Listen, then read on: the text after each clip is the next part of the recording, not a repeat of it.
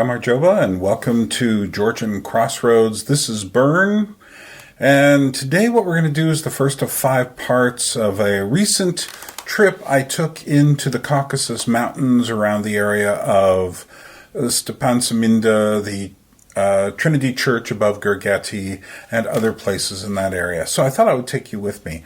And what we're going to do today is we are going to start on the Georgian Military Highway and continue from there. And I'll let myself narrate as we go. By the way, now that we've reached over 100 subscribers on this channel, it seems like a good time to announce that I am going to start very soon a system for subscribing to the channel for people who want more.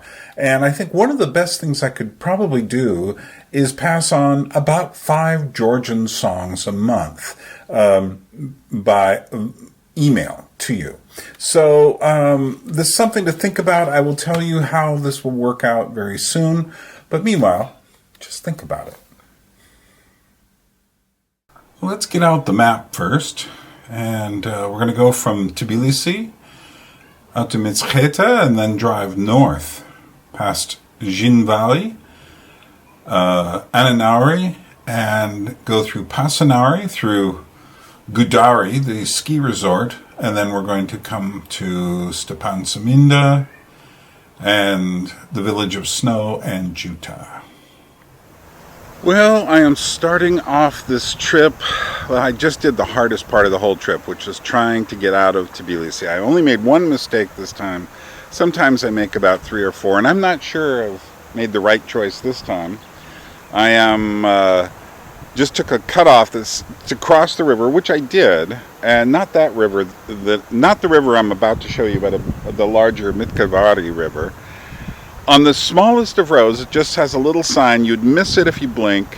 It says Javari Monastery, which is supposed to lead to the main highway. Now, there is no, I've done this before. There is another road somewhere, but I always miss it. Anyway, so I am on my way up to the mountains, up to the high Caucasus Mountains.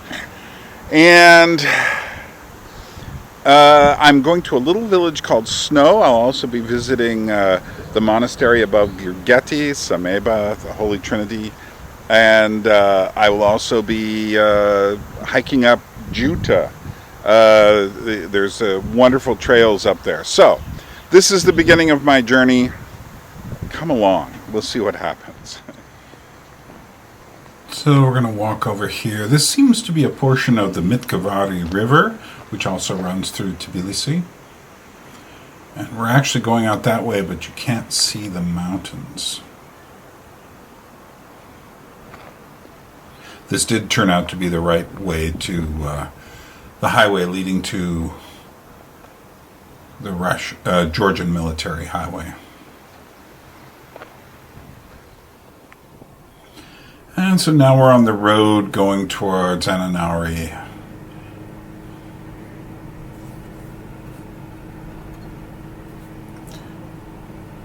And we're going to take a turn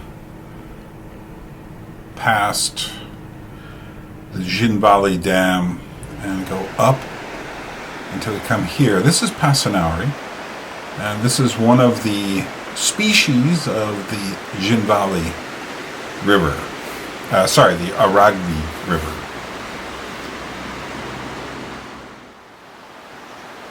Well, I'm at Pasanauri, which is an interesting town where 2 small rivers meet each other. There's not much here, but it's a very beautiful place. I'll show you a few more images of it as we pass through.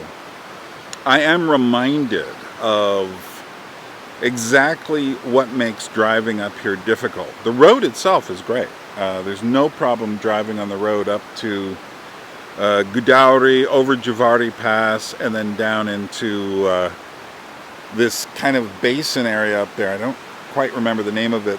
That's where Snow and Juta and Stepantsminda and Gergeti are, and you can see Mount Kazbek from there. The weather has changed from being kind of hazy hot to beautiful and blue skies, and the air is fresh. But the thing that I remember now about driving on this road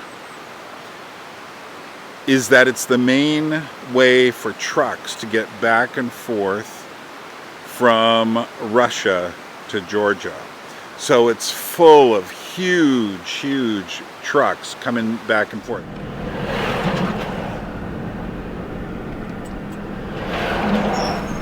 A few of those Russian trucks I was telling you about.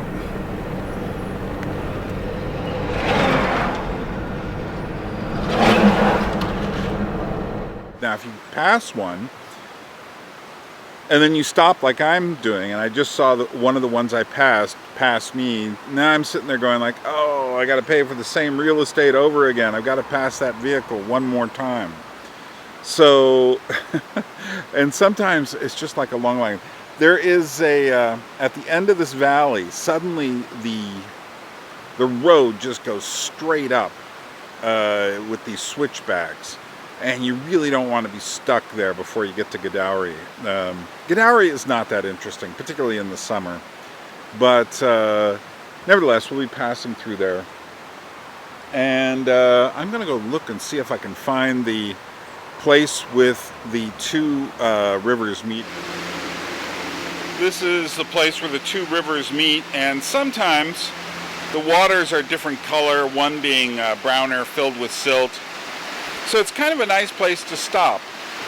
And then you get the commercial establishments here, which are normally full, and in a normal situation when there's a lot more tourism, this would just be full of people trying to sell you stuff, which is a shame because there really just should be a quiet place to stop and look, maybe at most a rest stop.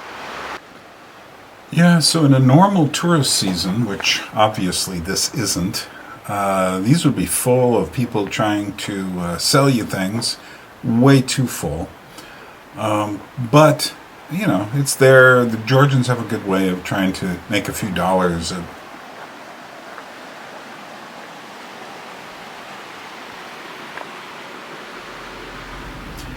And now we're going to drive through Pasanauri. And you'll notice as we drive, this is actually a one-way street, two-lane highway, and the other lane is hidden on the other side of a few houses.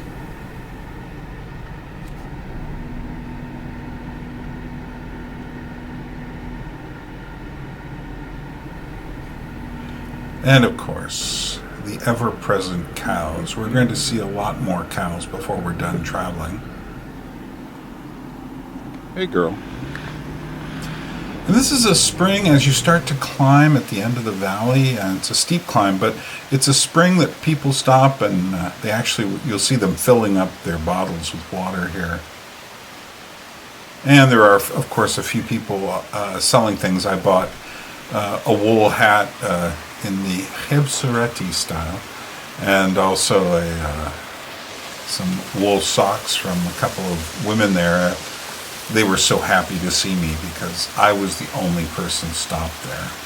Normally there would be dozens of people crowded into this small turn on the road going up. And you can see there's a kind of a little snack shop there. And I am not sure who that person is. I suppose I could do a little homework and find out.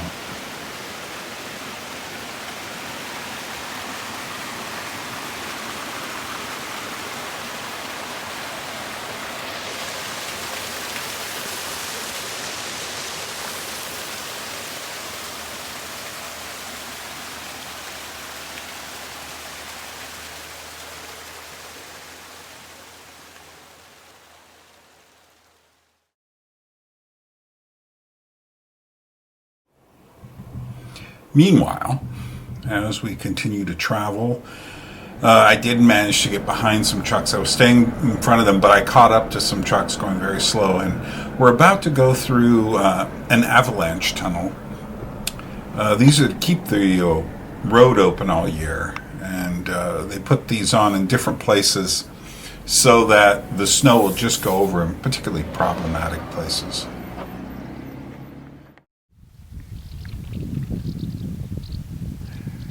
These are the ruins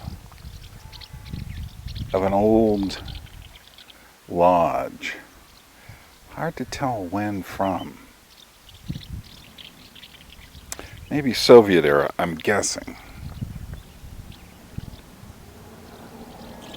But there's a dog standing guard in front of it, so I'm not going to get any closer. Unfortunately, my camera doesn't do justice to the fact that there is a white dog sitting in front of the main door of this old burnt-out lodge. There was a man who went in there as well. I assumed the dog and the man were connected, but I just didn't feel like going there, and I had no idea whether the man was just some sort of caretaker or just squatting. We're also very close to the Russian-Georgian Friendship Pavilion coming up here in a moment. It's an interesting area. It's kind of the southern side of the pass.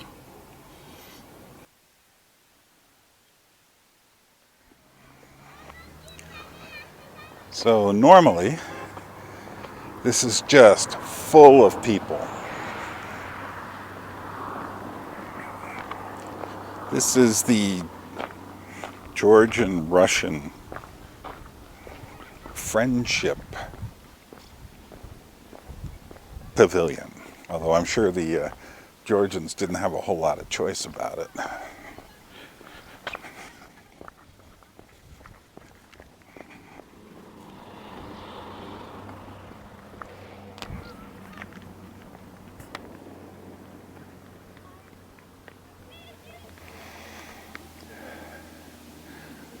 I am here and it's almost empty. The people that were here just turned around and left. You can hear them talking behind me. And this is the rather Soviet-looking Georgian-Russian quote-unquote friendship pavilion. It says up there 1783, 1983. That's 200 years. And here they were, buried deep in the Soviet Union. No choice about it.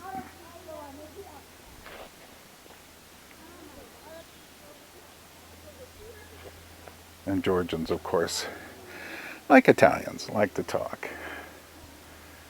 But the funny thing is, I don't mind this pavilion so much as I mind, it's a kind of quaint reminder of the Soviet Union.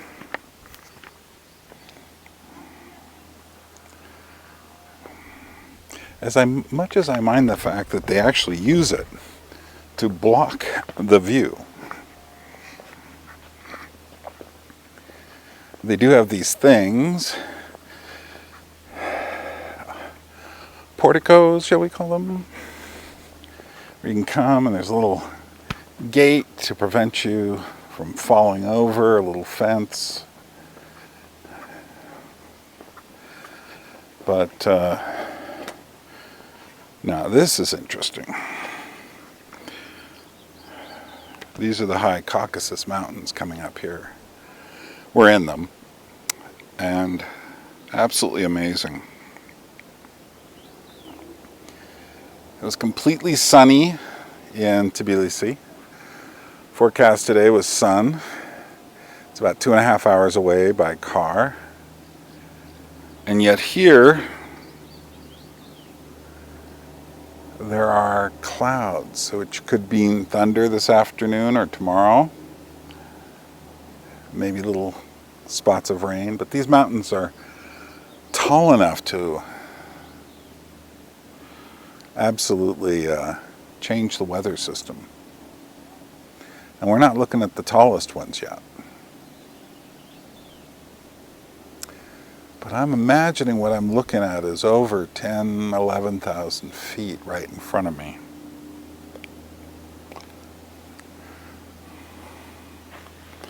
go to another portico on the other side.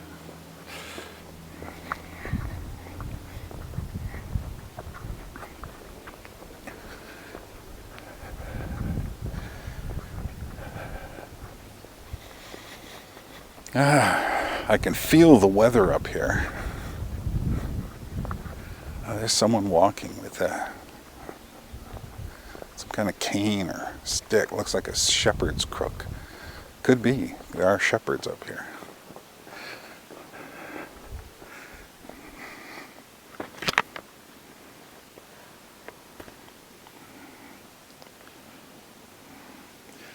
The amazing thing about these mountains is those mountains in front of me are at least 9,000 to 10,000 feet tall, over 3,000 meters. And literally there are fields going all the way up the side with only a slight break at the top. So if you were a sheep or a cow, all looks good.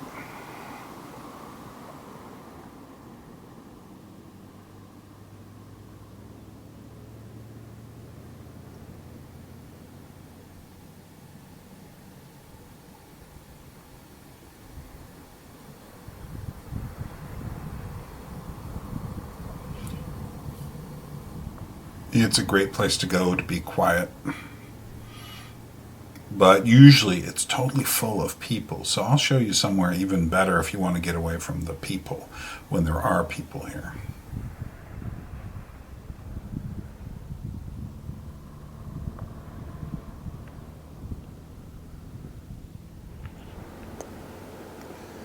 And over the mountains that way is Javari Pass, which I'll be coming to soon. Last time I came up here, it was late September, and you could feel it was quite cold and rainy up here.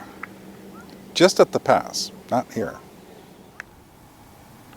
Okay, so we're a little higher up on the road, and there was a nice little turnoff, and I stopped and looked back. So right now, this would be a great place to go. Well, it's a great place now, but a great place to go if it was a normal touristy summer day in which the pavilion would just be crowded with people. So you could look back at the pavilion but get a really good view of the surrounding territory. One thing I mentioned before was the ubiquity of large Russian trucks. And there's one coming right here. Someone's just passing him on the outside. Let's let the truck pass.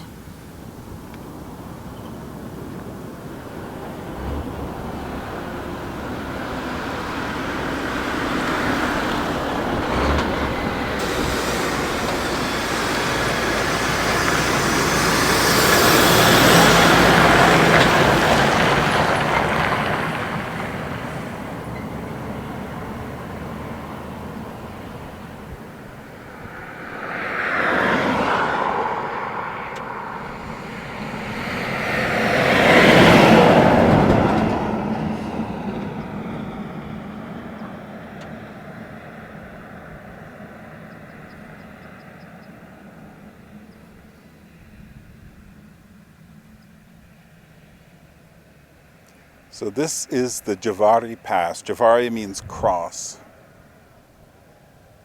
And often the weather is bad here, but right now it's just beautiful.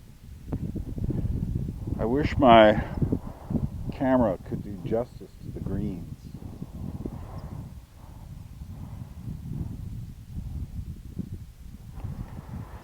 There's clouds coming in there. Possible thunder showers somewhere.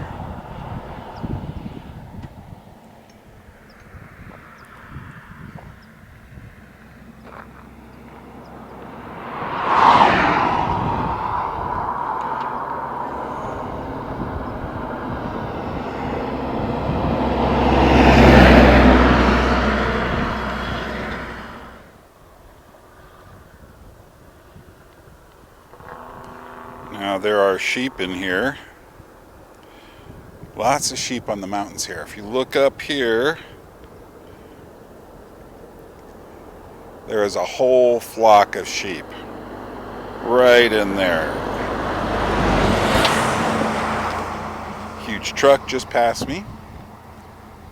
Now I would feel like going up and looking at them.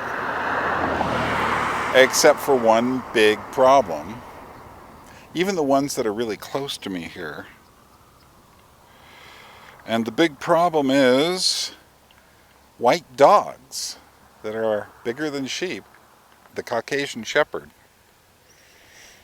And I believe I see one from here. Fortunately, I'm not going near him. He's not going near me.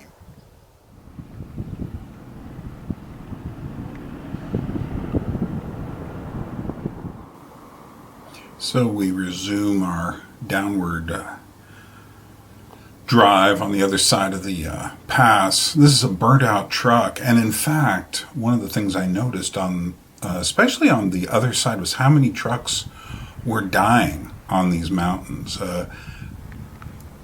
This is another avalanche tunnel. So in the event of heavy snow drifts in the winter, you can drive through that and they can try to plow the other side open. A few more random cows. And look at the way the cow is just laying there. And it's blocking a major road. You know, this is where the big trucks are coming through. Will the cow move?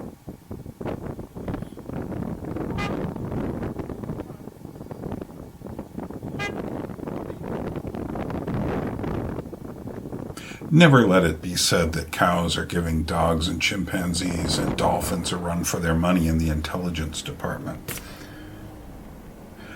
So now we're on the other side of the watershed, and there are different villages up here.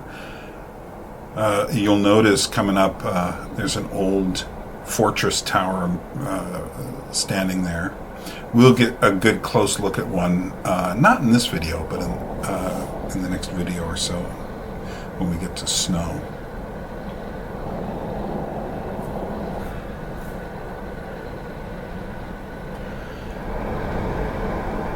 And another cow just strolling along the side of the road. They don't care. So now we can actually see snow. We've turned at Arsha, and we're now driving casually towards snow. Snow is in that little clearing up ahead. And then the road goes further on to Juta, which we will do in another video. But when I got to this valley, I suddenly had this sensation, because I'd been here before and spent a couple of days here before. There was something just so welcoming about the way this valley feels. I can't really explain it except to say I love it up here. It almost feels like this whole valley area on the other side of Javari Pass is a special, like, little zone all of its own. Well, it is, but it just feels like it's kind of like hovering in the air. We're at about 7,000 feet or so here.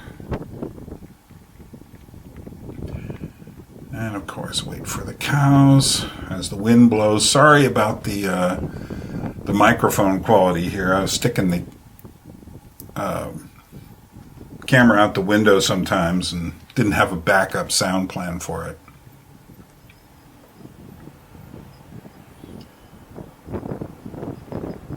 Snow is actually famous for being the birthplace of Ilya, the current patriarch of the Georgian Orthodox Church, who's quite old these days, and I think this village will certainly, as the whole country, will go into mourning when he passes.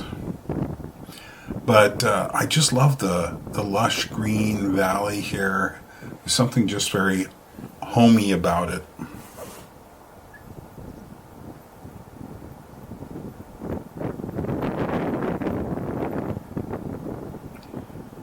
Now what's interesting is that my Georgia guide, put out by the Brat Company, which is one of the best guides for the country, basically says, go to Juta, take these hikes, go to Stepan Saminda, see the church at Gergeti. This, by the way, is a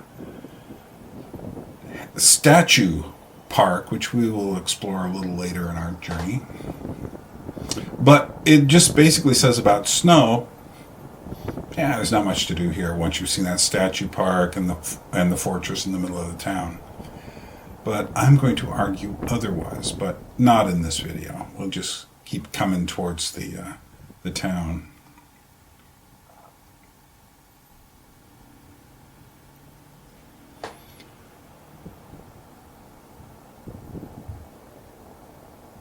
And there's a really nice hike to be had off to the left there in the back of the, is it the left?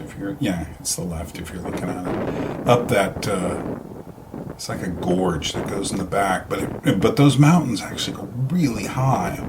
I mean, you're just looking at the front of them right now.